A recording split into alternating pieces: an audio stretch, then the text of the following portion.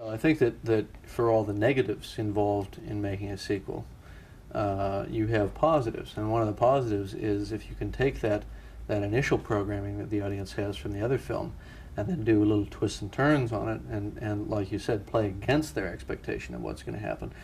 If it's done in a not hostile way to the audience, then they realize that there's a little bit of fun involved, and that the film is having a little bit of fun with them, but it makes them participants. It shows that the filmmakers assume a certain knowledge on their part. What I try to do within Aliens, with the various scenes that you mentioned, is make the scenes so that they functioned if you had never seen the first film. They didn't seem like something coming out of nowhere if you hadn't seen the first movie, but so that they had a second level resonance for the people that had seen the first film. Mm-hmm. I think it goes back to that idea of the film being more of a participation experience as opposed to a passive experience, and that's one of the great advantages of doing a sequel, if you can pull it off. Presumably one of the major problems is coming up with an explanation of why Ripley would go back would go back in the first place. And this you got around by establishing the whole military motif. Right. And they're going back because they're going to kick ass, basically. If you think about it, from a story standpoint, how is the audience going to relate to this person if they put themselves needlessly into jeopardy again, when any sensible thinking person would not go back to anywhere near the damn alien if they had a choice? So I tried to approach that from a number of different questions. I mean, one way of doing it would have had her ship drift back to the planet and she's back to. I mean, that's not what the story was about. But I mean, I think there's a couple of things going on. Sure, they offer her a job, but that's not a good enough reason. They offer to protect her. That helps. They're going to give her a bunch of Marines, and so she feels relatively secure in going back. But the real reason is the cathartic, psychological reason. There has to be an inner motivation that even if people don't understand it, I mean, even if people disagree with it and say, well, that wouldn't be enough for me, they at least can see a motivation for her to do that. In a way, it goes back to this kind of combat experience that people who've been in high-stress situations undergo, and it's a fairly well understood bit of human psychology, which is when you come that close to death, whatever it is, if it's a car accident or whether you're in combat, you tend to fixate on that moment in your life and just relive it over and over. And what showed up in Vietnam was that people who were there for a year would go back, even though it was the worst thing that ever happened to them. Ron Cobb, who of course is one of your principal designers on the film, said that in the early stages you were very consciously making a Vietnam War movie in outer space. As an element. But to me, the whole Vietnam experience was almost science fictional, in the sense that it was the first real high-tech war that was waged against an extremely low-tech enemy and lost, which to me is a very strange thing. It showed how technology didn't work, and there's an aspect of that in this film. It's like, why are we losing? One of the problems that must have hit you at the beginning of this project was on Alien. They spent all this time and effort and trouble and money developing one alien. I'm doing a movie with a whole planet full of them. Right, hundreds. I presume there must have been some concern on your part that you were going to be able to, or get somebody who could pull that off. Yeah, there was a lot of concern in that regard. In fact, the studio was very, very leery that we could pull it off, and I promised them on a stack of Bibles, so to speak, that I would do it all with 6 suits, and we did. I mean, there are only 6 in one shot at one time. It's only editorially that you believe you're seeing more than that, because they just keep coming at you from different angles. It's the same 6 guys, I'll be Western where they had 6 cows. Huh? You got it. I mean, Roger Corman once said that he'd filmed the fall of the Roman Empire with 5 extras in a bush. I believe he did it too. I never saw the movie, but anyway, that was the principle. But the point is that it does take all your every ounce of skill of your skill, meaning my skill as the director and the people working for me, the cameraman and the special effects people and so on, to make those very quick cuts count as much as possible, make them as believable as possible. And also what I tried to do was make the aliens interesting from a dynamic standpoint in the way they moved. We did a lot of experimentation with different ways of moving them. You know, hanging them on wires and shooting them at different speeds and turning sets upside down and sideways and you know, turning the camera upside down, and just every trick in the book to give them this weird sort of dynamic, unhuman type of motion. And you know, I mean, I think that you're basically just being bombarded with so much imagery that it's you have to just kind of give up and say, all right, fine, they're aliens. You know, Yeah. they're not guys in suits. Yeah. Well, once again, I went more for motion as opposed to design. We kept the design more or less the same as what H.R. Giger designed for the one alien that they had in Alien, the full-sized adult version, of which we, you know, had many. We spent most of our R&D time on motion, because I thought that quick blurring lizard-like or insect-like leap was more important than the physical sculptural design of the suit. And I think that's a mistake that a lot of makeup and prosthetics people make when they're dealing with this sort of thing, is that they lavish all their attention on the sculptural detail, the surface texture, etc. of the suit, and they fail to realize that people need very few pixels of information to identify a human figure, and most of that identification is through motion. You know, the way we walk. The way we walk is so ingrained in us mentally that you can see it just like that. So it was, what we did was we actually redesigned the suit and made it simpler and less sophisticated, and basically freed it so that it was much more flexible. And then we found people to be inside the suits who were gymnasts and acrobats and that sort of thing. And then we hung them on wires and had them act like lizards. You know, I mean, it was a, you know, a study in motion, Mm-hmm. and in human motion. But also there's another form beyond those sort of smaller aliens, which we called the warriors, in the sense of like warrior ants. There's another form, which is the alien queen, Right. which was a completely unhuman silhouette and unhuman geometry. It was definitively not a suit, and I think that and that's what we show more clearly. The queen dramatically is a trump card for you. It's the way for you to give another ending to your movie, in a way. And I presume was also a primary motivator, was that you wanted to present something that hadn't been done before. In the first movie, you had the face huggers and the chest bursters, and the warriors were all kind of leftover elements from the first one. Yeah. The queen was an opportunity to take a design stance that was beyond the first film, you know, completely new territory, create a new organism, basically. And when we see the queen on her sort of biomechanoid throne with the egg sac and all that, we understand intuitively what she is. I think, you know, we see where the eggs come from. We see her relationship with it and all that, and then we, you know, get to take her out of that environment and have her do other things as well. I had an image of what I wanted this thing to look like, which was obviously, you know, inspired by Giger's approach. H.R. Giger, the Swiss artist and designer. And, you know, I wanted to continue with that design philosophy, but I wanted to give it certain other characteristics in terms of size and speed and grace, and certain feminine characteristics that the alien warrior didn't have. So I just sat down and drew a few different versions of it.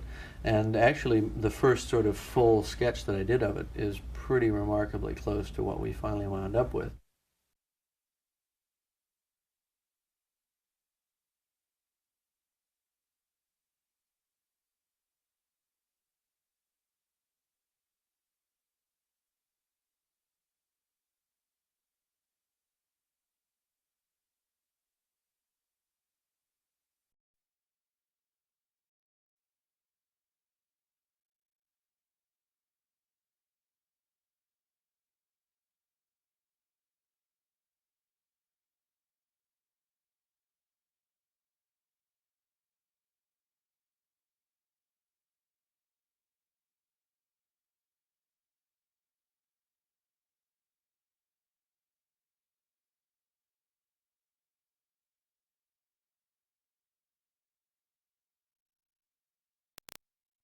This is Jim's latest design for the phase segger mechanics, and I want to show you and see if I understand what's going on here. This is a disc that spins around, right? We'll isolate a single leg here, just the action of a single leg without worrying about what's slaved to it. So basically you've got a disc spinning around with a hole, with this in there. With this, I imagine, it doesn't show anything else, so I'm assuming that it would loosely fit in there and allow it to go like this, so that when the leg goes like this, I'll have the outside pivot here. It allows it to go like this. What the leg does is it describes a circle out at the end here. Comes around like this, all right, and then goes like this. So that would be moving in this direction. It would be pulling itself forward, so that when I power it, it's able to spin all over the place, okay?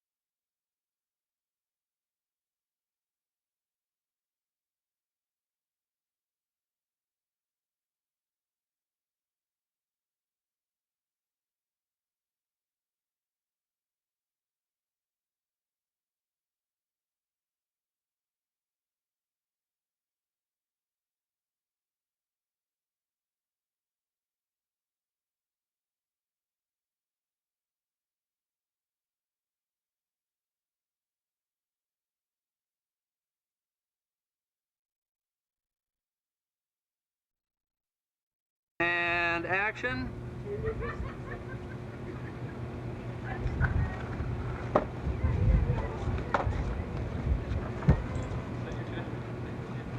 Okay, John, step to the left a little bit. Okay, pivot, no, not that far.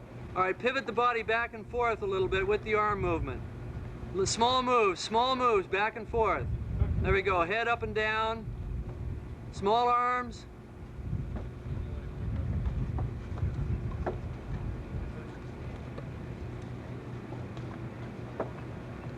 Okay, arms full out, full width.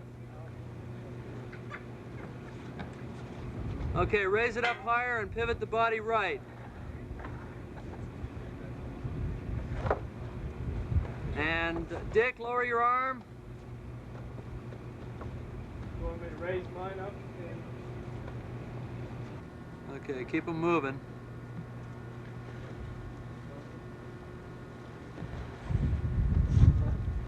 Should have mocked up a quick power loader too. Yeah, black suits on.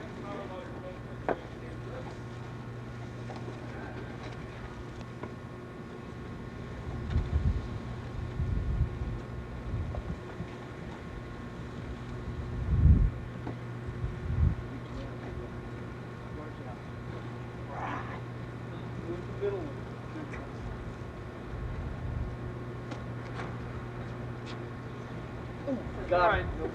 Got it. Arms. A little higher. Move that head around. Stop. Arms. Okay, now swing the whole boom arm so that it moves toward me.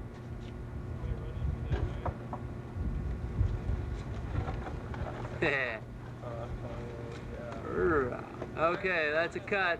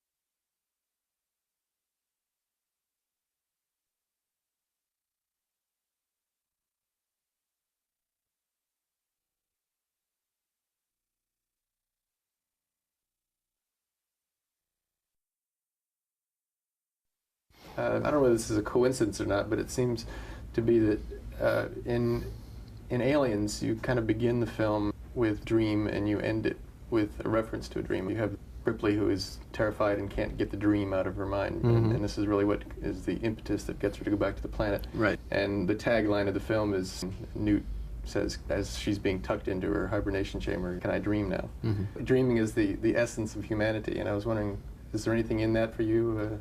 I don't know if it's that comment so much as just a personal thing that, you know, I get a lot of imagery from my own dreams, and you know, I find them to be, you know, a cathartic experience and a good inspiration for imagery and for concepts and situations and so on. And I think that's you know, dreams are a shared experience. It's a way for us to all leave this plane and explore around a little bit, and that's what you know, movies do as well, especially in the science fiction context. And a film like Aliens is basically just one long bad dream, if you think about it, and you get to wake up at the end and leave the theater.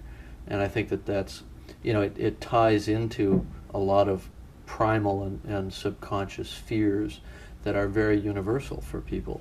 You know, fears of tight places, fears of the dark, of water, of fire, of you know, I mean, you name it. It's all, you know, a lot of those, you know, sort of Freudian tensions are there in the designs of the creature and the implied threat and all that. It was also a way in this specific film, in Aliens, of unifying the Ripley character and the Newt character. They both have the same nightmare, and that bonds them. It makes them the same person in a way.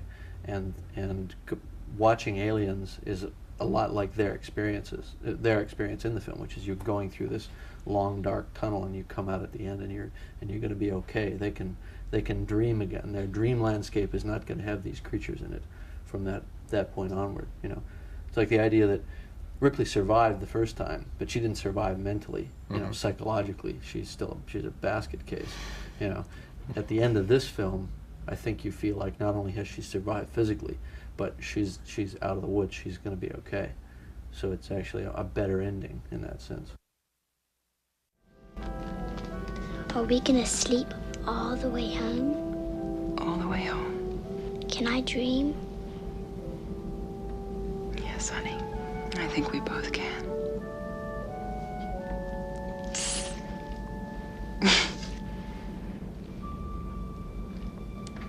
Sleep tight. Affirmative.